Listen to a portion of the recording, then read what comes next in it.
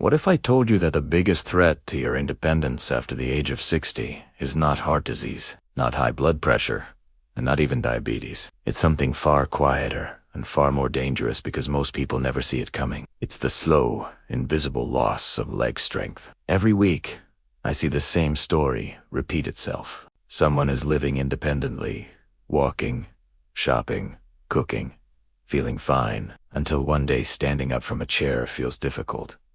Stairs feel heavier.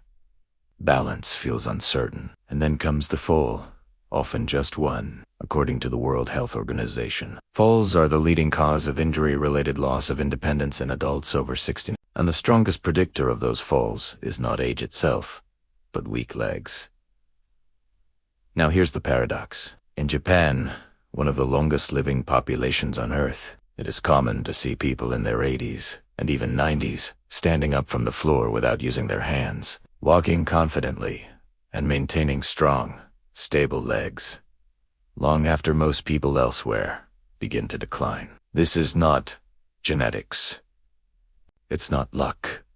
And it's not medication. It's daily movement habits. Simple, consistent exercises that protect muscle balance and joint stability as the body ages. Today on Vitanic Bloom, I'm going to share 6 of those movements. Exercises the Japanese practice regularly that research shows can dramatically improve leg strength, balance, and functional independence even after 60.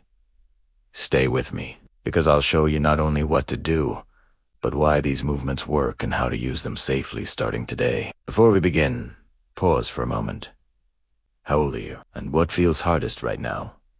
Standing up from a chair, climbing stairs, or keeping your balance while walking. For over 2 decades, I've worked with adults over 50 focused on mobility and long-term independence. I've seen confident, active people return months later after a single fall, suddenly dependent on a cane, a walker, or another person. What surprised me most is this.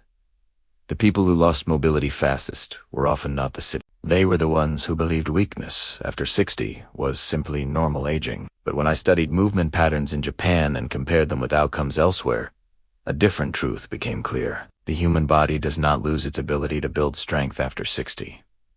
What it loses is the right signal. Most people are told to just walk, take their medication, and avoid stressing the joints. Walking is good for the heart, but it barely challenges the muscles that help you stand, stabilize, and catch yourself when you lose balance. After 50, the body begins to lose fast-twitch muscle fibers, the fibers that allow you to react quickly and generate force when you need it most. If they're not trained, they fade quietly. Most falls don't happen because people are careless. They happen because the legs are no longer strong or responsive enough to correct a small mistake. That's why we need a different approach after 60.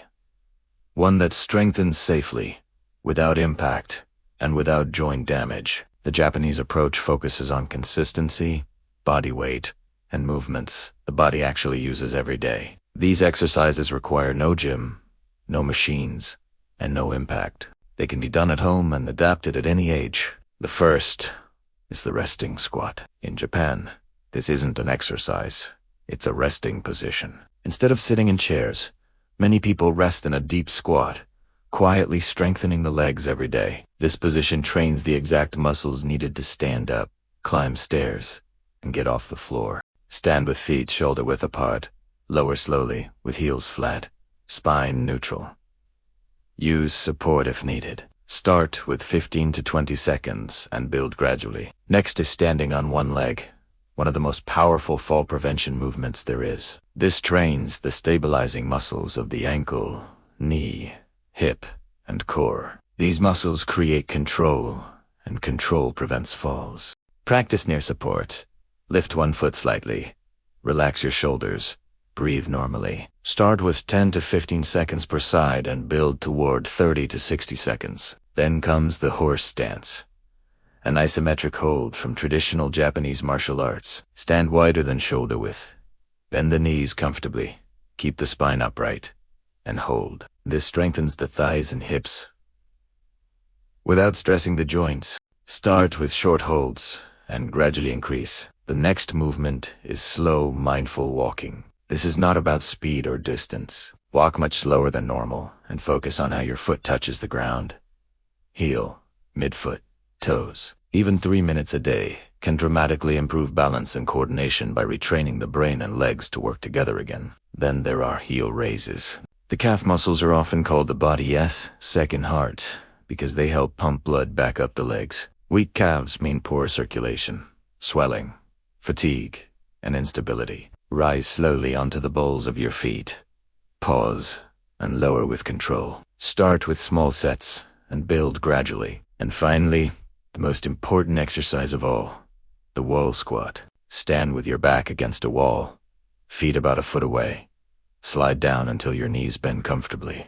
Breathe steadily and hold. This safely strengthens the exact muscles needed for standing, walking, and climbing stairs. Together, these 6 movements rebuild strength, balance, circulation, and confidence. They're not about pushing through pain or chasing youth. They're about preserving function. With just 20 minutes a day, you can train the systems that truly determine independence.